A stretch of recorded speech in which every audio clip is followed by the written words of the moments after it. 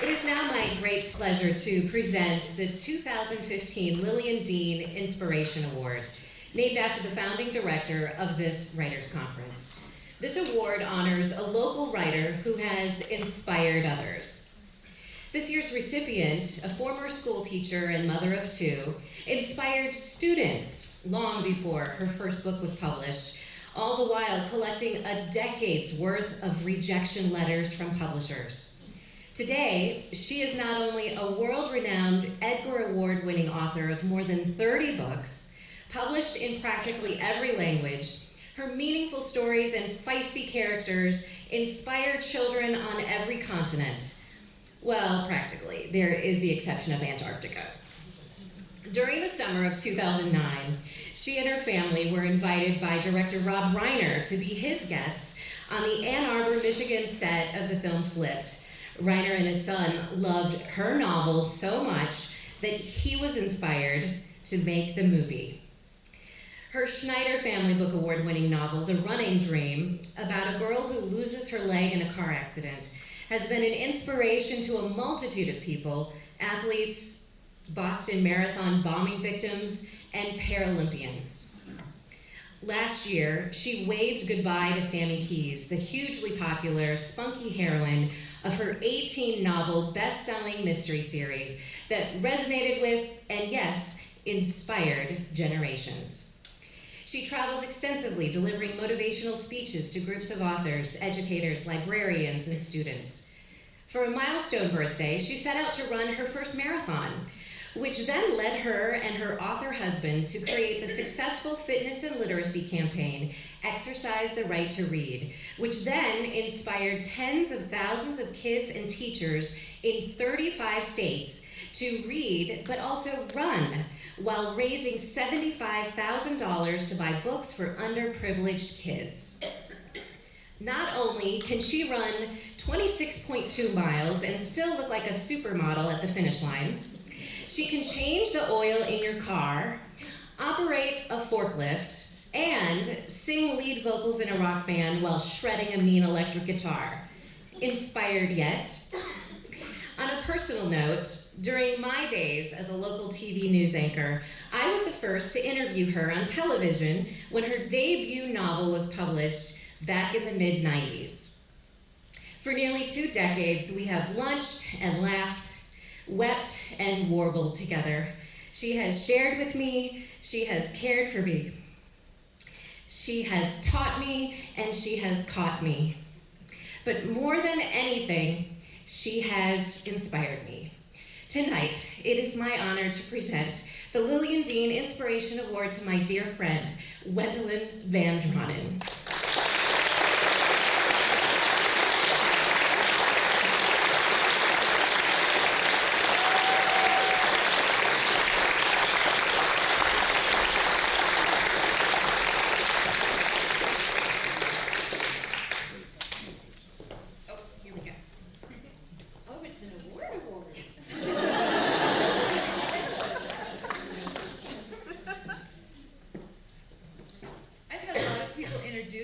Usually just pleased if they pronounce my name right.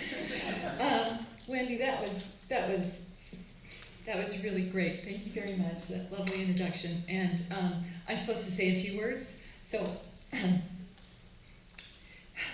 thank you would be on the top of that list. I love being a Central Coast writer. I love living on the Central Coast. I think that it's awesome that there is this conference which brings together people who can keep each other going in the pursuit of their dreams. I think that we all need people in our lives to help us continue in a creative field where we're met with rejection. So I want to encourage you to be brave in the face of rejection, and to fear is going to come at you. Fear is going to inhibit you. Fear is going to knock you down. But you've got to get back up. I had 10 years of rejection, as Wendy said. I hope that you don't have as long. But as they come at you, as the rejections come at you, get back up, get back to work, and try to find a way to keep hope in your heart. I think that the best way to keep hope in your heart when you're being rejected is to put hope in the mail. So, living in our little 400 square foot rental for 10 years, getting rejected, my husband and I came up with this concept of putting hope in the mail. And you put a new project out there, and you hope that someone in Hollywood or New York is going to read it, and they're going to want to do something with it. If you keep hope in the mail, even if it comes back as a reject, even if it's a no, put hope in the mail again. Because if you continue to put hope in the mail, you will eventually get a yes. I believe that if you never stop trying, you're bound to succeed. So just keep putting hope in the mail, and one day it will be your day. So thank you very much for this wonderful honor.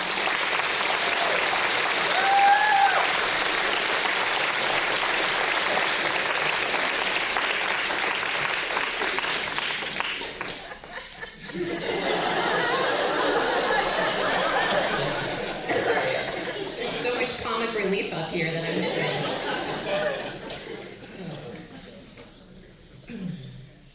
All right, now comes the fun part. We now have the opportunity to learn from the masters. It's time for our panel discussion called Crafting of a Masterpiece from Concept to Classic. Our talented panelists tonight include highly successful authors, writers, and screenwriters. The first person I'd like to introduce is writer and producer Anthony Peckham. He wrote screenplays for the box office hit Sherlock Holmes, 5 Days to Midnight, and Don't Say a Word. Tony was awarded the 2010 Paul Selvin Award by the Writers Guild of America for his work writing the screenplay for Invictus, starring Morgan Freeman as Nelson Mandela. The award recognizes work that embodies the spirit of constitutional rights and civil liberties. His latest project is the finale of the Divergent series. Please welcome Tony Peckham.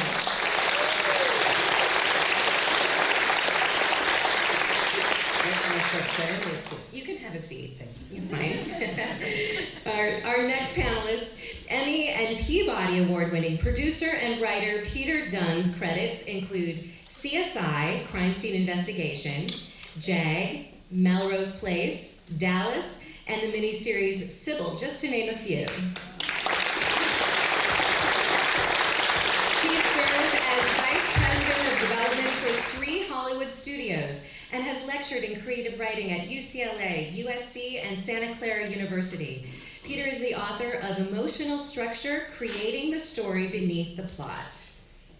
Thank you, Peter, for being here.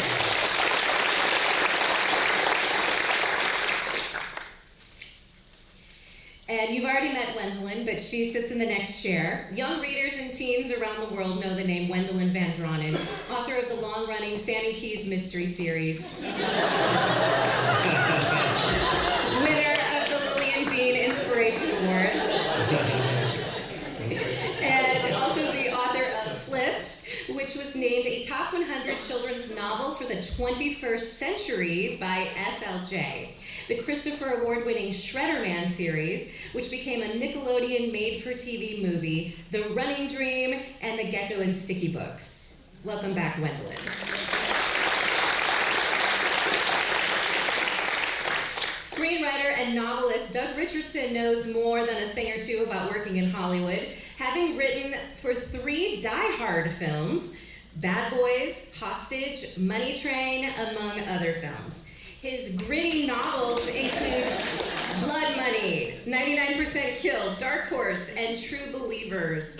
Please welcome Doug Richardson.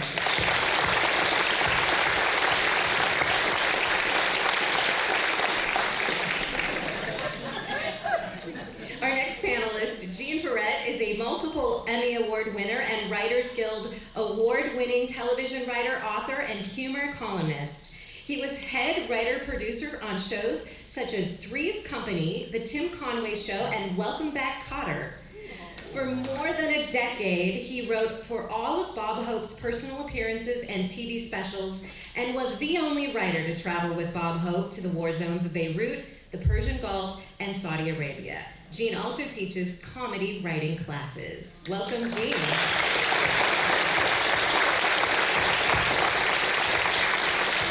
And finally, Jonathan Mayberry is a New York Times best-selling author, 4-time Bram Stoker Award winner, and comic book writer.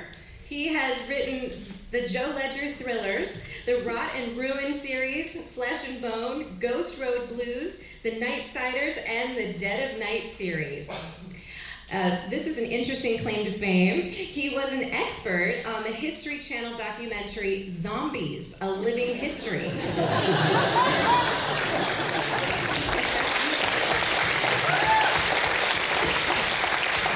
He is also the founder of the Writers Coffee House and co-founder of the Liars Club. Please welcome our distinguished panel.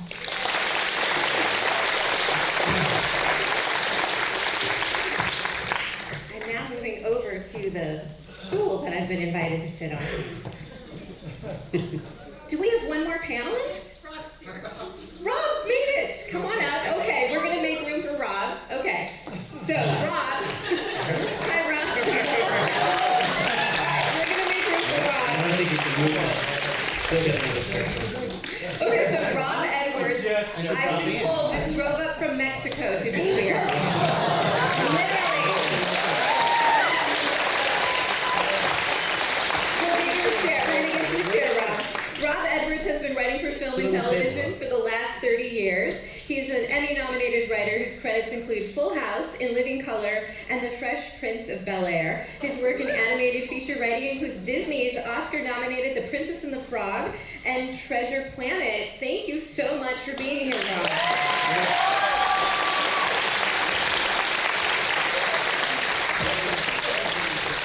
You sit on my lap.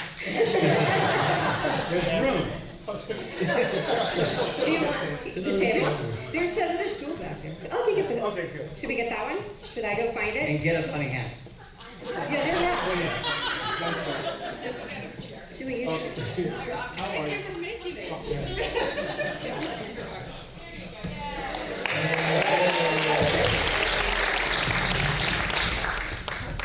Okay. There you go. You can use that mic.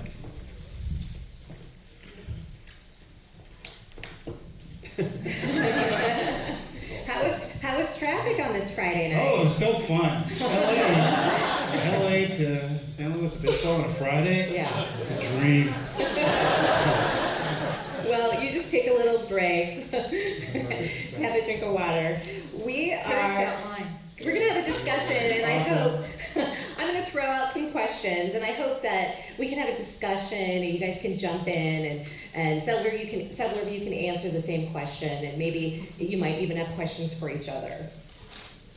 But the first, let's start at the beginning, in hopes of getting to know you all a little bit better. When did you decide to be a writer? Did you have an aha moment? When did you know that this was going to be your career? Let's start here, and we'll work our way that way. Yeah, I'm one of those people that always wanted to write. Even before I could actually read and write, I was telling stories with toys. So I've always wanted to be a writer. But I went to college to be a newspaper writer. I wanted to be both Woodward and Bernstein. And newspaper writing is probably the only thing in writing I have not done. I've done everything from feature writing to nonfiction books to novels and comics, which I'm doing now, package inserts and greeting cards and poetry. Never did newspaper writing. About 10 years ago, I had written a nonfiction book on folklore and thought I might just possibly try fiction to see if I was any good at it. And if I wasn't, I'd check it off the list and move on. And I wrote my first novel, and it was nominated for the Bram Stoker Award, won the award. And I kind of validated the whole, maybe I should try this fiction thing. So I've been doing this fiction thing, and now I'm writing my 25th novel and having a blast. And so it wasn't so much an aha moment as a, oh, what the heck, I'll try that moment.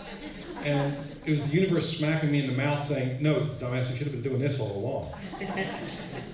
Gene, how about you? Were you the class clown, or were you a more serious student? You wanted to be a writer? No, George Carlin, they asked him that, and he said he was always too frightened to be the class clown. But he would tell the class clown what to do. I think my aha moment was one time, I was a youngster, very young, and I was in a restroom, and a couple of sailors came in. And, it's a clean story. At that time, I had hair, and I had a little cowlick on the back. And one of them said, "What's this?" And I said, "That's my personality." And they laughed, and I said, "I like that sound." So I went into comedy, and I as far back as I can remember, I just enjoyed writing jokes. How about you, Doug? Oh, I think my aha moment came when Wendy was giving her speech. I haven't put hope in the mail yet. I'm looking forward to it. Are you making fun of me? You're making fun of me. I can't say there was an aha moment. It was just, I didn't go out to be a writer. I was in love with movies and wanted to make movies, and decided the way to get into movies was to write them first, and that would give you the most leverage to direct a movie. And then at the moment I had a chance to direct a movie, I said, I want to maybe write a book. Because I was going to have to direct a movie, I was going to have to leave home. Oh. And, my kids and stuff like that. So I just said, I'm going to go, I tried that. So maybe I'm still waiting. Maybe it's going to happen tonight, or maybe it did happen. Gwendolyn? Well, I didn't want to be a writer. You guys are a whole lot smarter than I was. I didn't like writing at all. I felt like I couldn't break the code of what the teachers wanted us to do, and there was always all these little red marks all over my papers, and I wanted an A. And they wouldn't give me an A, they would give me a redo. And I didn't want to redo it. So I didn't want to be a writer. Writing seemed like one of those boring things where you have to sit down. I didn't want to do that. So I went to college and I got degrees in ergonomics and computer science, and I became a computer science math teacher. And then bad stuff happened. And I was so ticked off. And so I wound up starting writing as therapy. It became my therapy. And I discovered that instead of just writing about the things that actually had happened, which was like what I was doing, I started taking the bad guys and beating them up, and then I discovered I could kill them off. And so,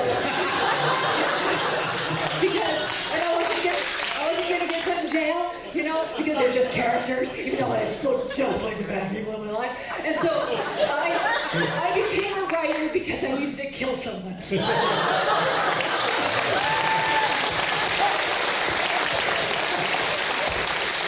I'm still doing it. It's fun. Did you get over it? No. That's my revenge another way. Don't mess with me.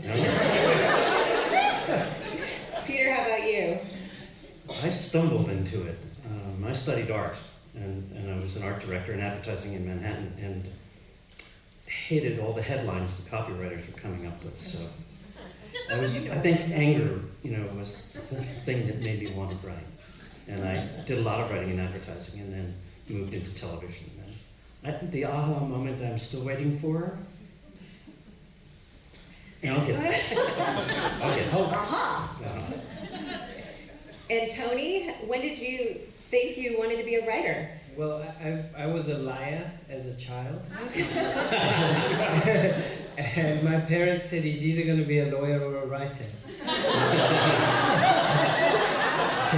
We're glad you became I didn't want to be a lawyer. I always wanted to write. It was, I'm otherwise unemployable.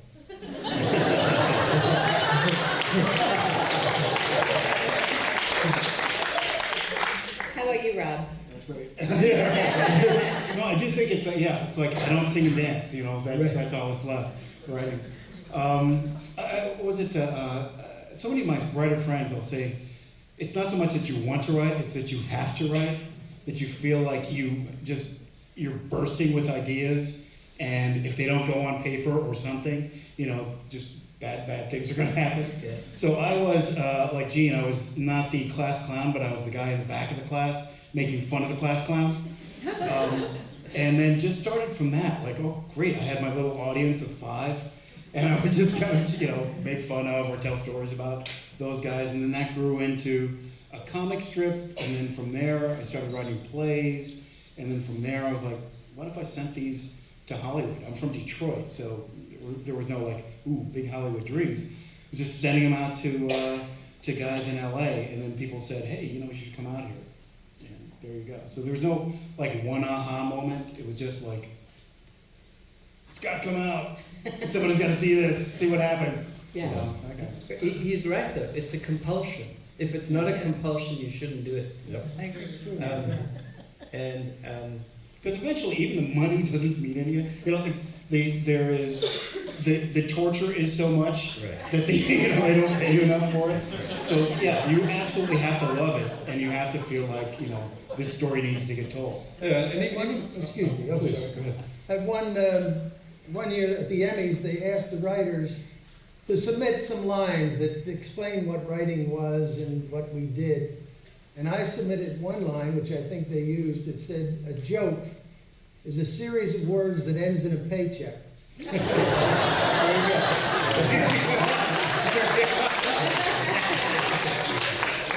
sorry, go ahead. The writing thing, it's not something you can walk away from if it's part of you. I mean, I remember my wife and I went on vacation, and the plan had been for me to take an entire week off and not write.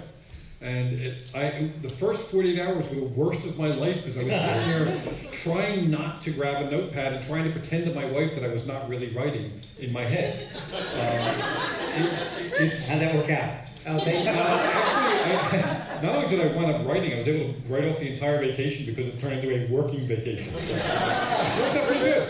It was Aruba. So. Well, that is the good thing about being a writer, by the way. You get to write off everything. Oh, everything. That sounds silly, but it's not. You know, there are other people that I mean, they set their novels like in Paris, or they set them in exotic places. I've got my mystery character, 18 books, in a senior high-rise apartment building in Santa Maria. Yeah. Well, clearly you're not doing that. Wait, is that the reason you ended the series? No comment. I know. I'm still hoping they'll give me the keys to the city one day. We'll see So I if we can can break make into that City happen. Hall and write a new kind of mystery. So Doug, you mentioned you didn't want to leave your house. Are you a homebody? Is that where you do all your writing? Tell us about your creative process. No, I have children. I write everywhere. I've been in my car writing and had cops will come up and knock on the window and say, "What are you doing?" I said, "My kid's at baseball practice over here, or just somewhere." So I can write everywhere. And I'm not so much a homebody.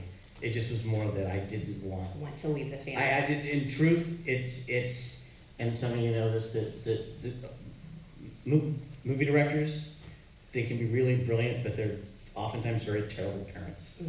And I did not want to leave my kids for a year, because that's kind of what you have to do. It's about a year, which you don't see your kids. So. Right.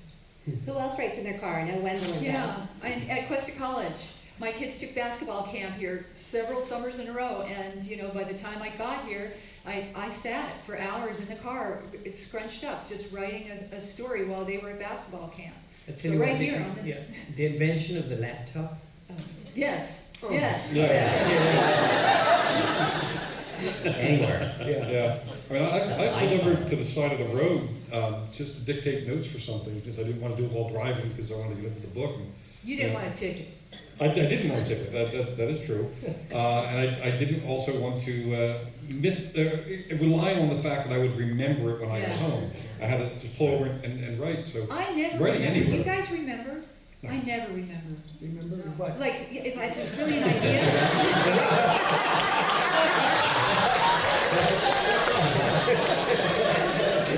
You guys remember? Not at all. I tried to.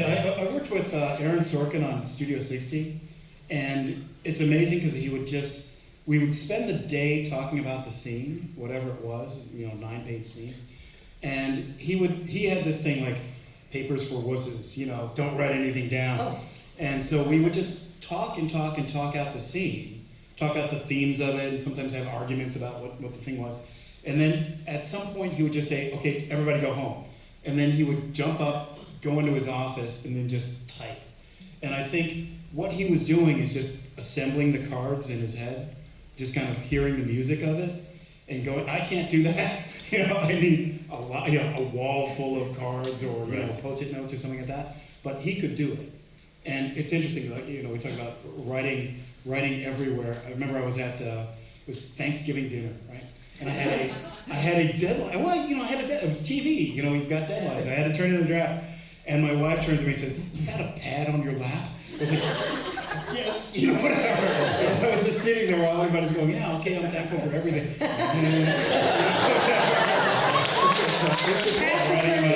It's also a great way to dodge people that you're trying not to talk to at parties or family events. Like, I've got to go write this down. Yes, exactly. Or you can just zone out. Yeah. And there you go. Great. I'm right.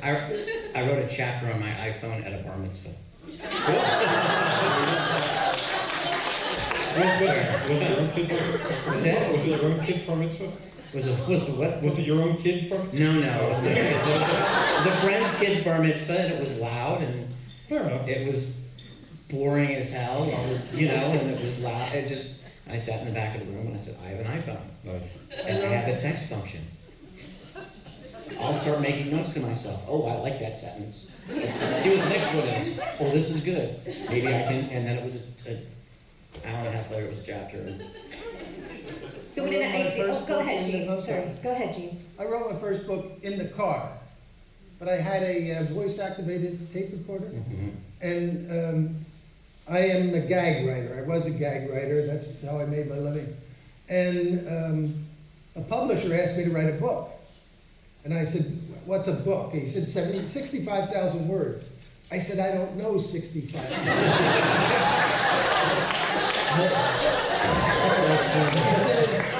He said, you can use some of them twice. I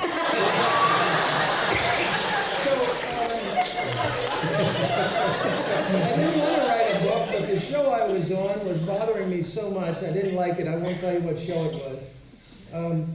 But I put a tape recorder in the car, and as I drove to work, it was about a 40-minute drive each way, I would just say thoughts of what I was thinking about, each chapter. And on the weekend, I would type the notes out and type the chapters. And that's how I did the first book I ever wrote. Fantastic. Done a few since then, too, but not that way. But to be serious for 1 second though, what you're hearing from everybody here is you have the right to write. Yeah. Yes, right. Right. Peter. I wish there was I think, what was it, Robert Rodriguez was saying, he wished that there was some shortcut process where you could just think, and then, hey, there it is, it's finished, and send it off. But there's not. You just have to go through. There are scenes of Princess and the Frog that I think I rewrote 90 times. And every one of those 90, I was like, this is it. And John, we'd show it to John Lasseter and going, no. And you go back in, hey, it's okay, I got another one, and you just keep going. And I think by the end of it, it's the proposal scene. And by the end of it, the poor unfortunate person who had to coordinate all this stuff shows me this shelf. And I said, there's a whole shelf of like 4 and 5 inch binders. And I said, what is that? I said, well, that's you. And it was just draft, revision of all of these things, floor to ceiling, wall to wall of the thing. I said, well, that's how you get there. And a lot of people don't realize that rejections don't necessarily stop after you've been published or gotten a job. There are a lot of rejections that happen when you're in the business, and you still have to be able to keep going, keep moving forward, not take a rejection as a personal attack and just keep moving forward. And that's a great example of one. Yeah. It's interesting that we talked about rejection earlier, and it really is not a reflection on your talent. And it's not personal, and you can't take it that way. The story I use to illustrate that when I talk to writers is that I was producing Welcome Back, Kotter, and we had a spot for one actress. So we put out a casting call. We got 19 girls to come in to audition. We could only pick one. So 18 were rejected. It had nothing to do with how much talent they had, how good they were in the audition. It just meant that we had to decide which one. We picked one. The other 18 were rejected, but it's not as bad as we think it is sometimes. And that's also another reason to keep working on something new.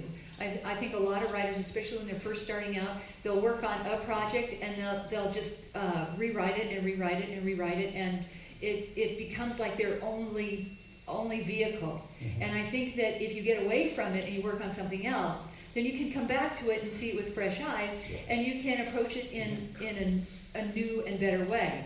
But the other benefit of that is that you've got this second thing that you've developed or written, and then a third thing while you're working on 1 and 2.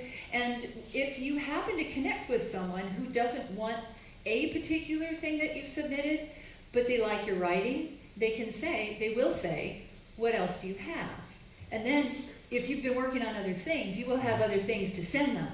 So, and then you can create a working relationship with that person as they get to know you and you get to know them.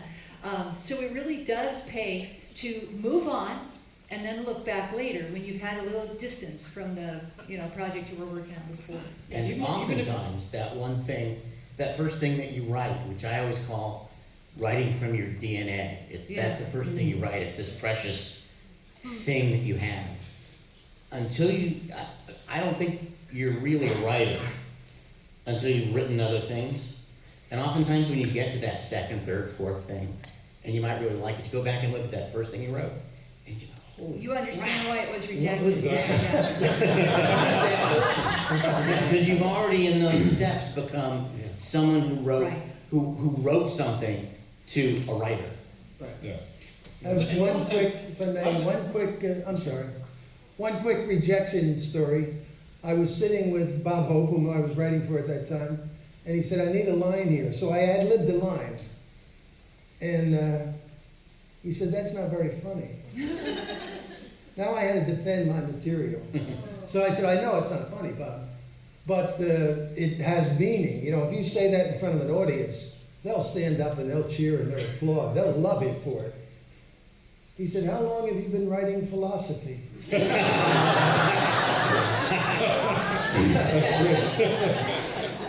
Sorry, I didn't. Oh, no. Actually, I was going to build on the previous comment, which was, that a lot of times, especially I find that, you write the one thing and you think it's so precious, you're working on it for years.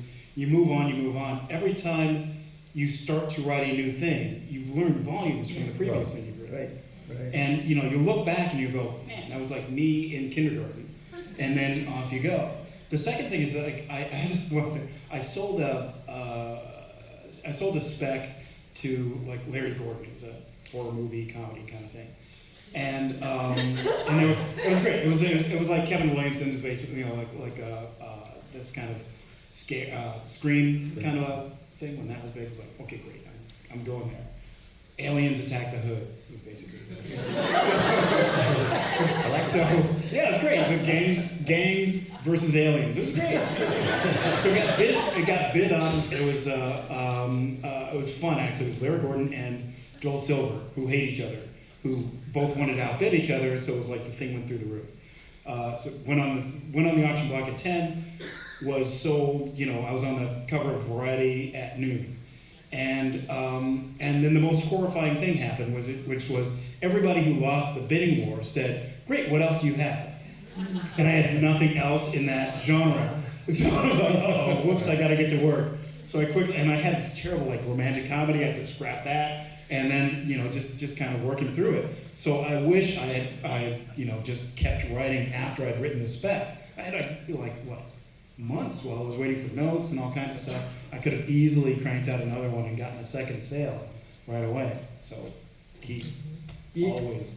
So whatever tickles you, Yeah. to to write is not a waste, even if you don't use it immediately.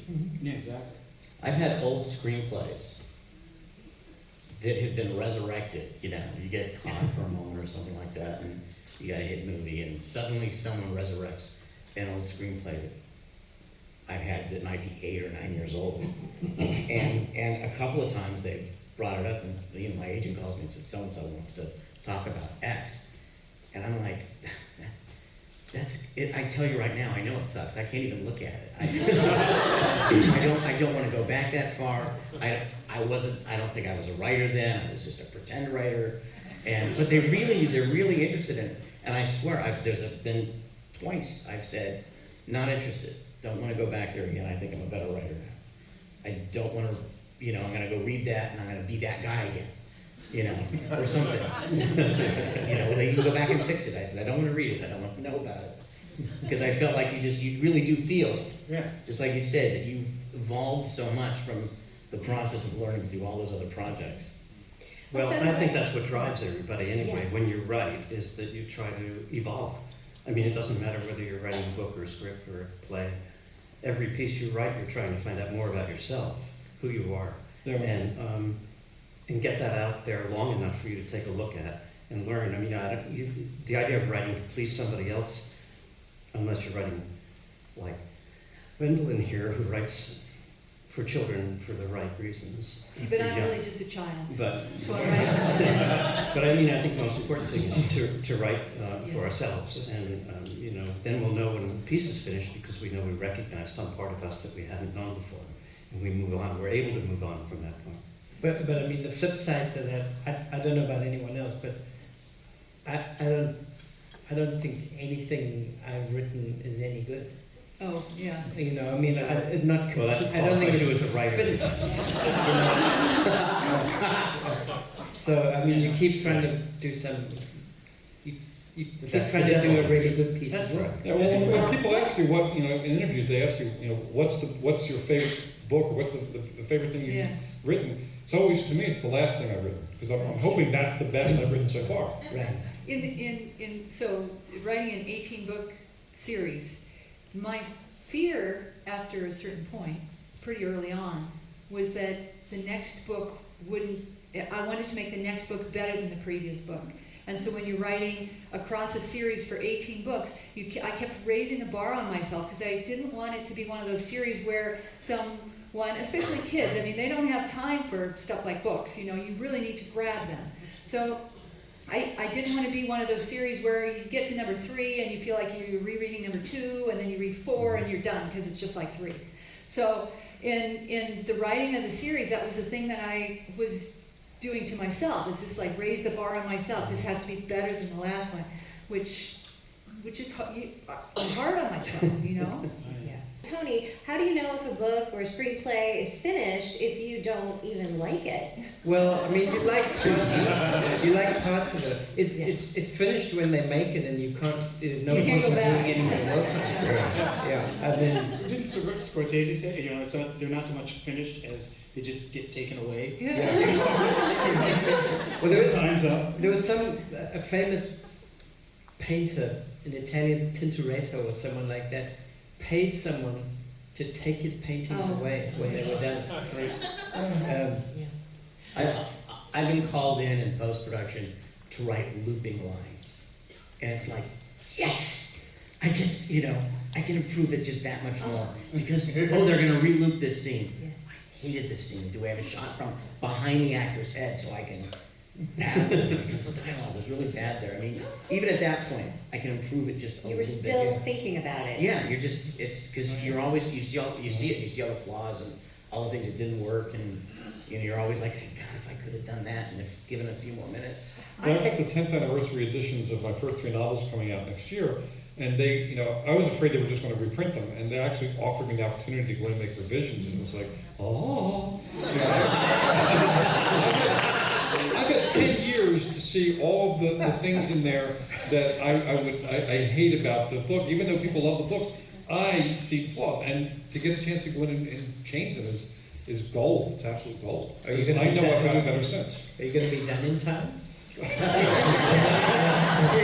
see. I have never read read one of my own books after it's become an actual book, because the editor in you, you have to go through this process. You write the book, then you rewrite it, and you revise it. I mean, I revise so many times before I send it to my editor in New York, and then when I send it in because I think it's done, it's perfect, and then she gives me notes. And I'm like, oh my God. So you gotta go back, and first your knee-jerk reaction to that is, I don't want to do that, because it was good the way it was. But then you start reading, and you have to spend a little time away from that editorial letter. And then you let it soak in for a little while, then you get back to work. And it's been enough time, because things don't happen in a New York minute in New York. It's been a little while, and then you're revisiting it, and you're going through it again, and you realize that you can improve it.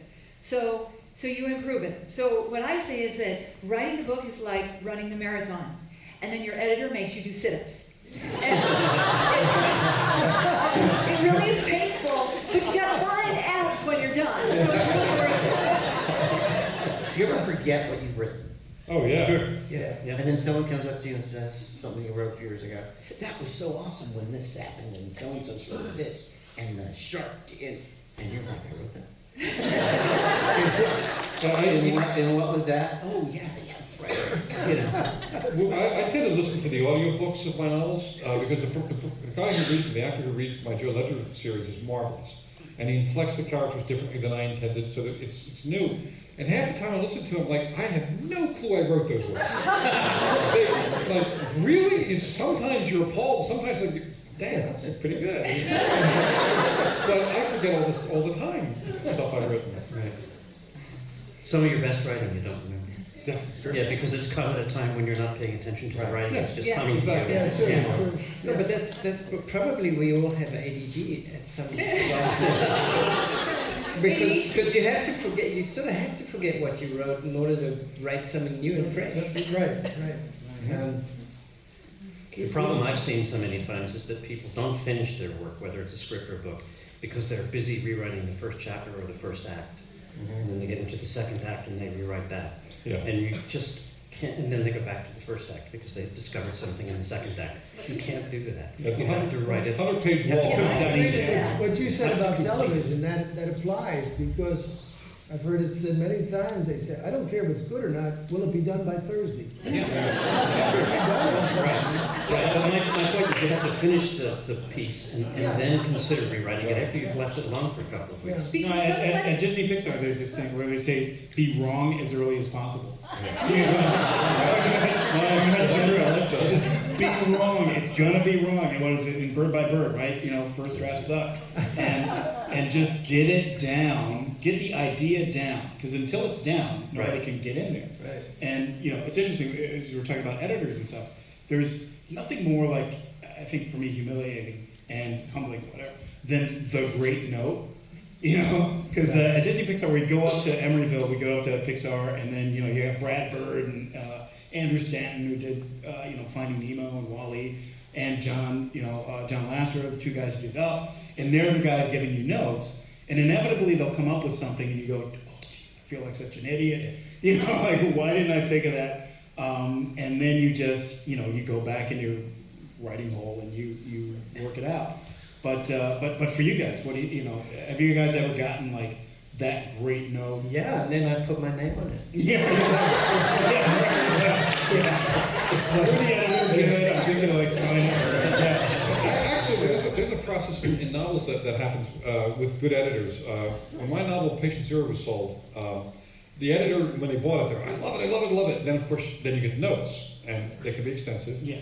And it was a great learning experience for me, because the difference between what's saleable and what's publishable is really quite different.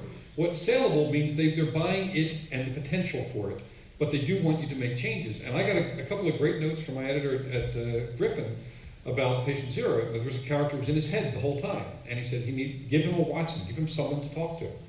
And I went up creating, he didn't say exactly what kind of character or what, just give him someone to talk to.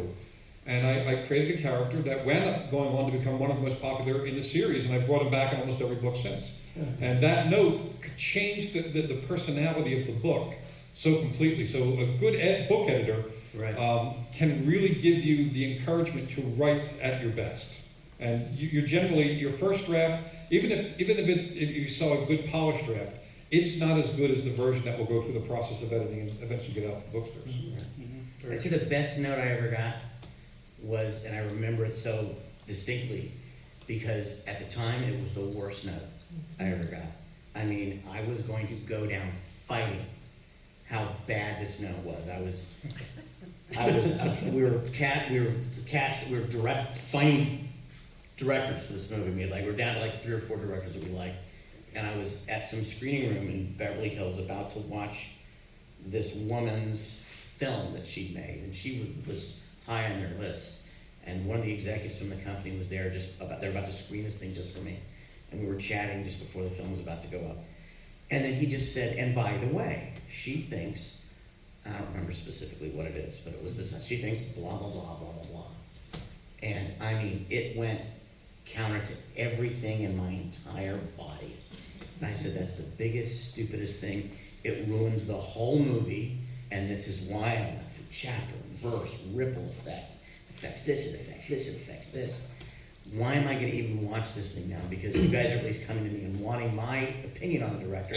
I'm telling you right now, there's no way this woman's ever going to be involved in this movie. And I sat down and I watched the movie. It was good. And she's very capable and very competent.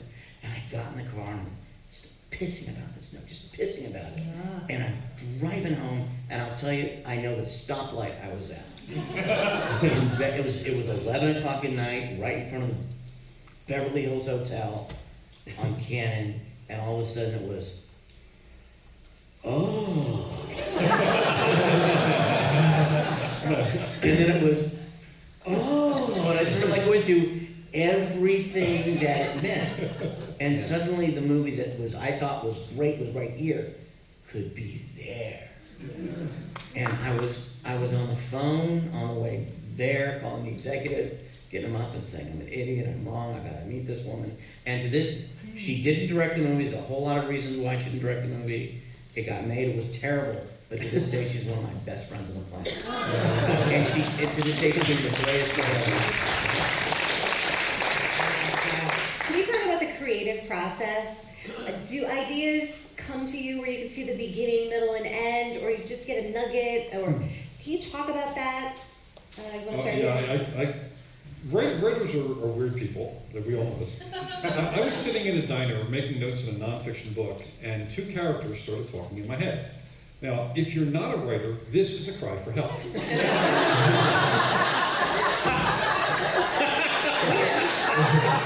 medication for that.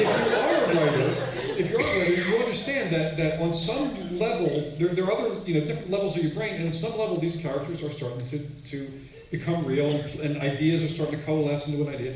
And I started listening to this, and then I took over the conversation, started writing it down, and it became Patient Zero, my first thriller. It was my 4th novel, my first thriller, and it was a career direction change, and I just had to. That's how a lot of my ideas happen. Characters just start talking, or seeing it's like a movie scene that starts playing out in my head when I really should be doing something else. And that's happening. Shampooing, for some reason, does that. I'm not sure why. I wouldn't know. Yeah, Exactly.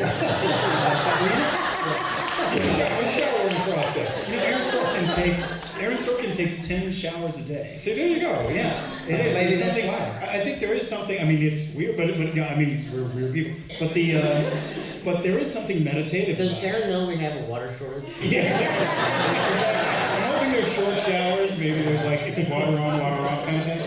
But yeah, there is that kind of meditative, process. It is the single most exciting thing, professionally anyway. Shower? A shower?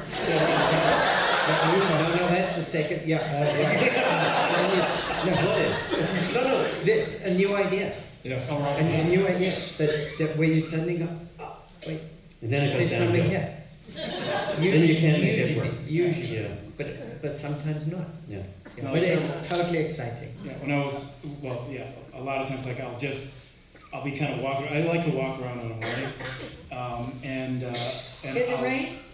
Yeah, right, exactly. In LA? Well, it's basically that. No, it is basically that, because I will occasionally, like, I'll surprise myself with a joke, and I'll start cracking up, which is not a good thing. And my wife will just go, yeah, he does that. Don't worry.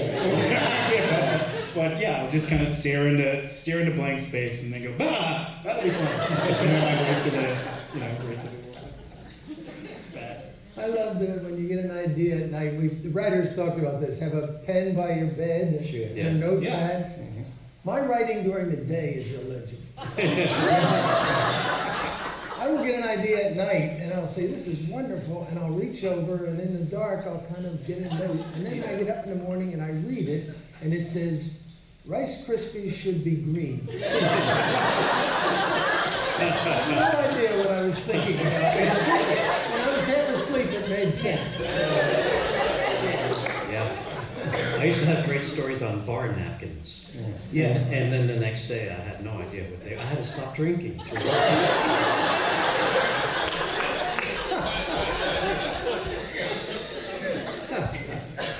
Where do ideas come to you, Wendy? Yeah, I get possessed. You can't get them out of your head. That possession? Yes. Oh, it's right. No, it's usually in the form of a character, and then I'll hear them talk, and we have conversations in the head, and then they take over. It's the characters that hang around. They're the ones that make you put them on paper. Sometimes you have little conversations with people that are gone the next day and you can just forget about them. But it's the ones that hang around and keep talking, then you have to finally get them down on paper. So I'm a character-driven author, and it comes from me feeling like there's this entity that needs to be heard. Yeah. Yeah. And you have to write it right away, because too often I can think about an idea and make it sound good in my head. Yeah. But when I write it down, then the truth comes out. I mean, you can't write lies to yourself. Yeah. And then you know if it's real or not, if it really meant something.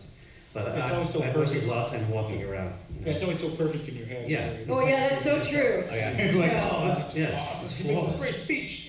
Yeah. Yeah, go ahead. Do any of the rest of you dream stories? Oh, yeah. I do, but in other languages sometimes. But I don't speak when I'm away. Right. That's true. So no, I mean that little motor ticks away, and So what does it mean when I dream that I'm in your movie? Does that make me a plagiarist when I'm dreaming? I'll have to talk to my lawyer about that. I actually have found that for a writing technique for writers, is that if you read it's like don't watch television, don't read another book the last thing before going to bed. If you read your own story before you go to bed, then it'll kind of wind up working, your subconscious will work on it. As you fall into the alpha state, things will happen if it is the last thing you expose yourself to. I'd rather Well, put I it actually use through that. I use it as a huge part of my process, because it happens every single time.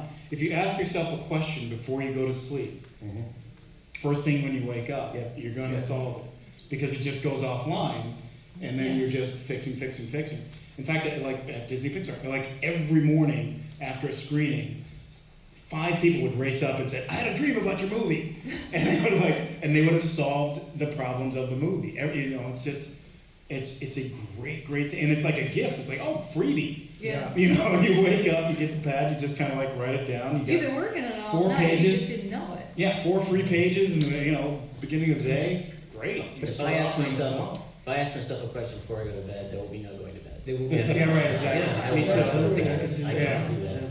So I envy you in your subconscious. The other thing is you always stop at night when you're ready to go to bed in the middle of a scene. Yes. You never end the scene. Right. Yeah, Right, exactly. That's the Hemingway. yeah. Yeah. But That works. that's why when we first have kids, Mhm. it's so distractive. You have to relearn how to write. Well, Because- but I learned about how you stop in the middle of a sentence because one of your kids is crying, and that's where you ended. Right. And it used to be like, oh, I wanted to get to the end of the chapter, but then in the morning, when you start up again, oh, you're mid-sentence, You're so there. you can start Yeah, up again, and absolutely. it's actually much easier Yeah. than finishing the chapter and going, okay, I'm starting with like a fresh approach the next day. Yeah. My youngest son went off to college a month ago, and it's just been a dream. It's been like, it's been crazy. I've just been writing like nuts.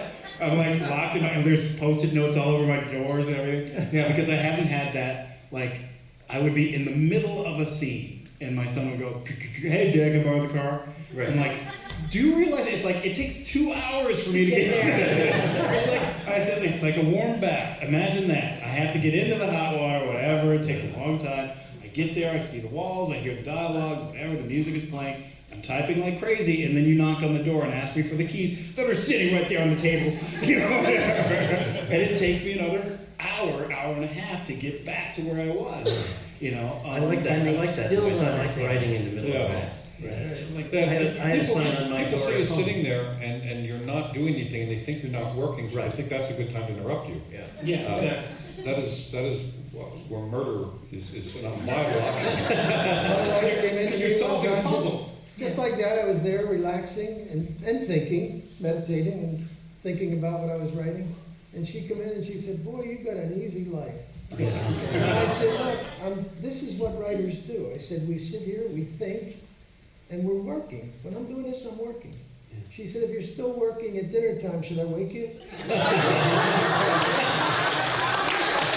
When I was a kid, I got to know Ray Bradbury pretty well, and one of the wonderful things he told me that's really helped me in explaining this to other people is that writing is 99% thinking about it and the rest is typing. And you know, that's so often, like a writer, and you guys probably notice, we're writing all the time, even if we're not yet writing it down. But the writing process is an ongoing process, and you have to respect that process and cultivate it and shape it a little bit as you go. But you also have to know what works for you. I bet we all have slightly different Oh yeah. Shower. times. Shower. Times of, oh yeah. No, we all shower. That's for sure. So if you want to be a writer, one of the important sort of tools is to recognize in yourself when you're at your best, and to protect that time and to protect that part of yourself. And to add to that too, there's an ebb and flow. What you're saying is true. But some people like to get up in the morning and go to work. Some people, they don't function until afternoon.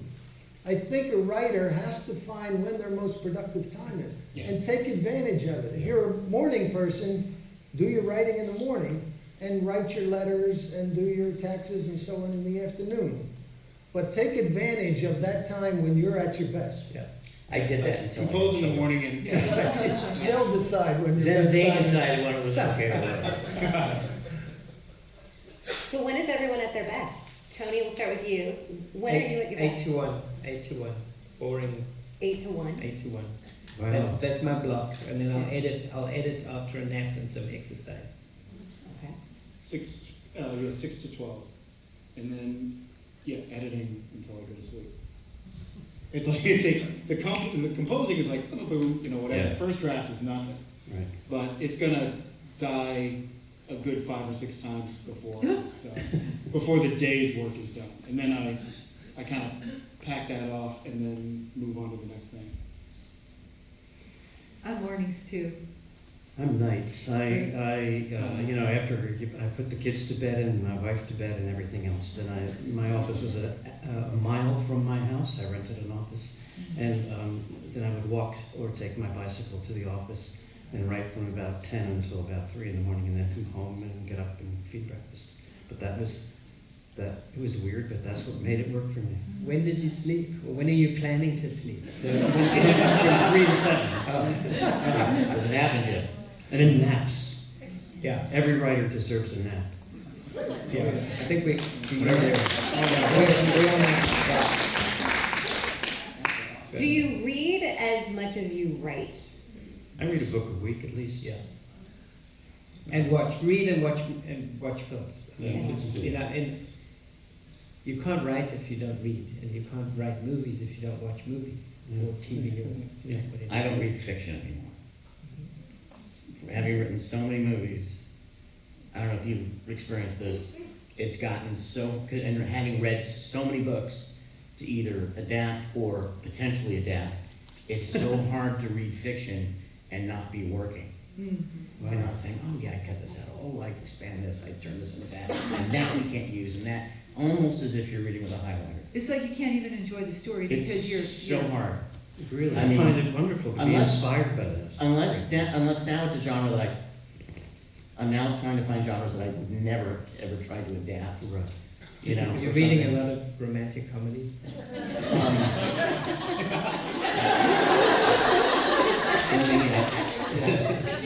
John Green books.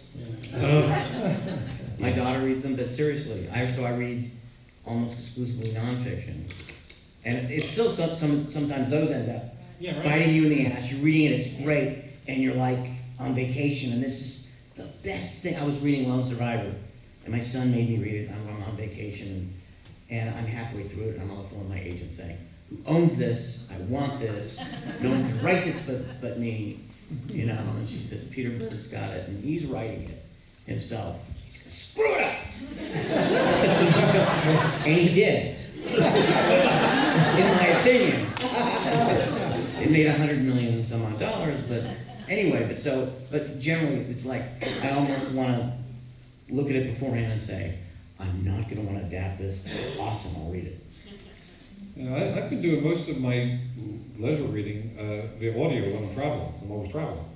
So audiobooks are great for that. When I stop long enough to actually hold print in my hand, it's almost always research materials for something. So I don't sit and read a book as much, but I'm always listening to an audiobook and go through a couple of those a week. I don't know when the last time I actually watched a movie or read a screenplay or a book and just went like, oh, this is wonderful. yeah. I think I'm always sitting, if I'm compelled by it, I always go, oh, what a great first act. Oh, man. Okay, he did this, and then this, and then this, and then whatever. And then Right. There was the inciting incident, and he did, oh, great, oh, that was awesome. Was it Guardians of the Galaxy? I was watching it, and then I immediately started breaking down the thing, because I was so into it. But I said, okay, what did he do to get me here? Because I forgot that I actually started enjoying it, you know, and then immediately you pull out, and then your editor starts working. Yeah, so. Is it necessary to be highly educated to be a great writer? I would say self-education is more important. I'm technically a college dropout, even though I was a few years later hired to teach at that college. Writers self-educate because we're reading all the time, and a lot of us, because we write different types of things, we have to educate ourselves on different subjects, so we're constantly being students as well. So Yeah. the education isn't necessarily a hunt for a degree. We're knowledge junkies. Well, and you don't have to be educated, you do have to be curious. Oh, absolutely. We're in fact, actually, I would add to that, we're curiosity junkies. Yeah. Yeah.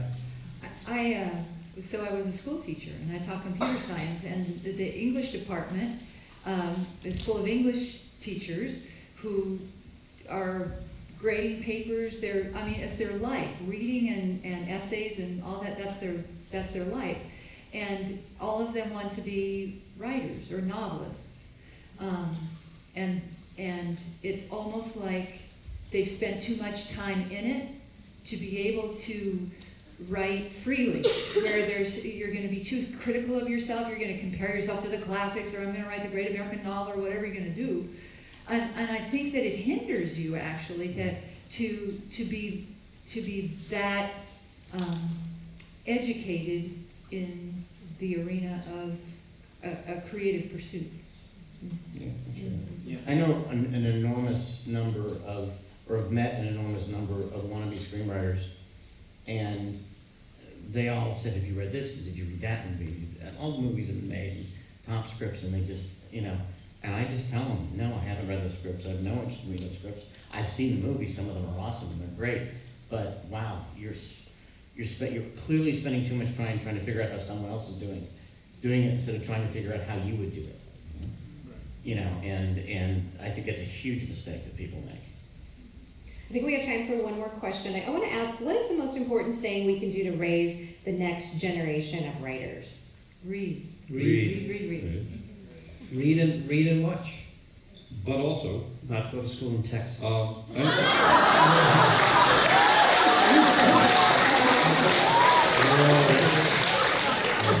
There's a prejudice here that I would like to hear a little more about.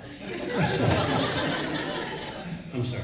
I think one of the most important things, especially for novelists, and I assume it's the same in the film world, to encourage the next generation to not only be good craftspeople, to know your craft, but to also become good at the business part of it. Writing is an art, yes. Writing is the conversation between you and the reader.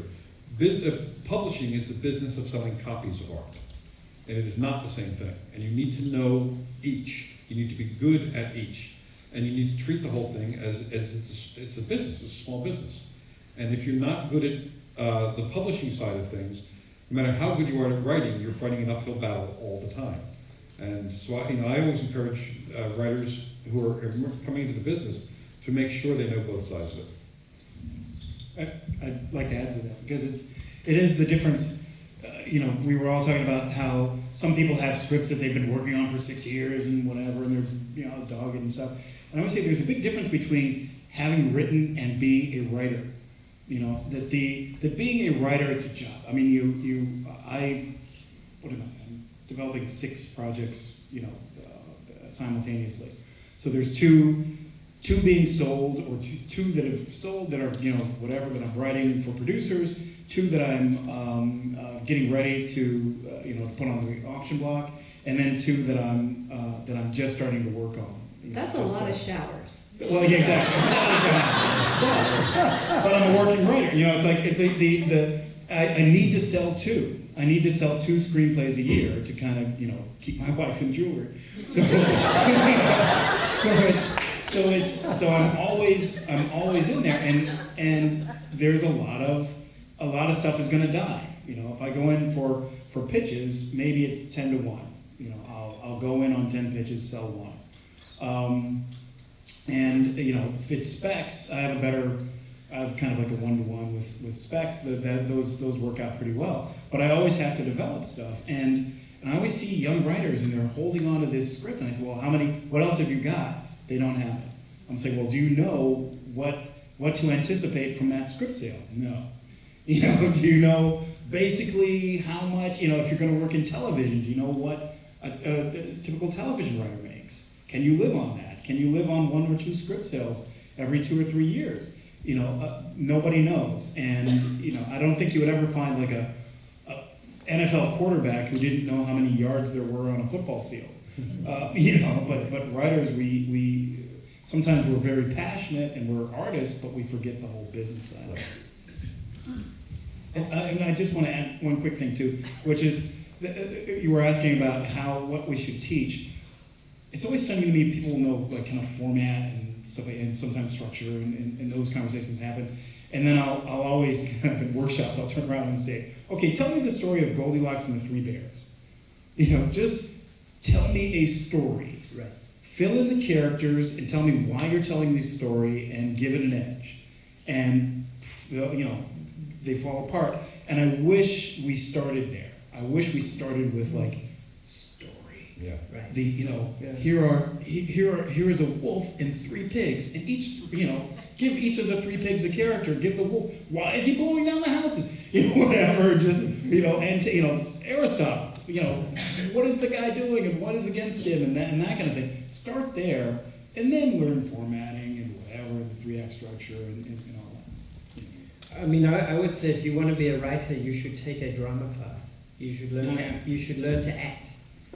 It's the same because process. it's the same thing, and it's two different things. But a large part of my job, your job, I'm sure as well. And I don't know about novelists, but you have to walk into a room full of very bored, jaded people who've heard a number of people that day already walking into the room, and you have to captivate them with your vision, and that's a skill.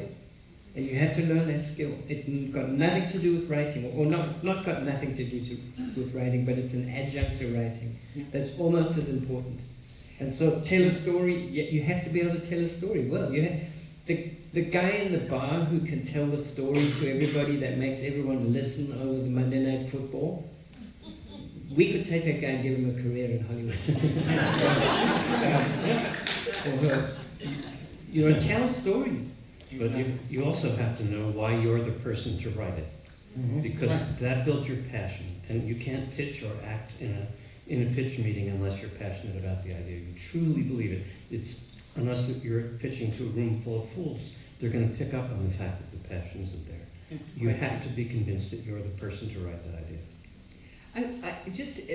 From the novelist script, the biggest criticism that you hear people say about the movie is that the book was better. But I challenge all you future novelists or present novelists to take your book and to turn it into a script. Follow the confines of the script. And you will suddenly be a lot more generous in your assessment of the movie that was based on the film. Yeah. Now, I'm doing that now, it's a real eye-opener. What's that? I'm doing that now, adapting on. It is. It's a real big eye-opener. Yes. I respect what you It guys is. do. I would say for writers, you ask about the next generation, I think Tony mentioned it earlier. If you want to write, you have to write. And the advice I give, I'm dealing mostly with comedy writers, but I tell people to write to a quota. Force yourself to do 10 jokes a week. If you're writing a novel, do so many pages a week. It gets you writing, and you have to keep writing. You have to get in there, and the more you write, the more you learn, and the better it gets as you go along. We had a seminar one time, real quick, and a gentleman, one of the faculty members, gave an exercise that the people could take home with them and work on during the year. And the next year, this same gentleman came and he talked to this faculty member, and he said, that exercise you gave us last year, he said, I go to a lot of writers' conferences. That was the best exercise I've ever heard in my life. He said, it was wonderful. And the faculty member said, did it help you much? He said, I didn't get around to actually doing it. So we do have to write and write steadily. Writer's right. I just add, learn to be compelling. The reason why people read, or watch a movie, or watch a television show, for any reason, is they want to be compelled. They want to be compelled to watch the show, not switch channels during the commercials. They want to be compelled to turn the page if it's a novel. They want to be compelled. The worst reading audience on the planet, the worst audience to write for, are movie and TV executives, because they really don't want to be reading your stuff. So if you can compel them to turn the page, they're thinking, hey, I'm going to pass this up and tie my wagon to it, my boss is going to like it, and that's going to be, but no matter what, you've got to be compelling. You need to ask yourself, as much as you're writing your thing that you want to do, whether it's the second, third, fourth thing, first thing you're writing, why is that person who's reading it going to turn the page? Why? And if you can't answer that, then you're not being compelling. You're not thinking about what you're writing down and getting, the reader wants to hear the story, and that's back to you. They want to hear story, they want to read story. So and that's what I always tell people, if I'm not turning the page, you're doing something wrong. Thank you, all of you.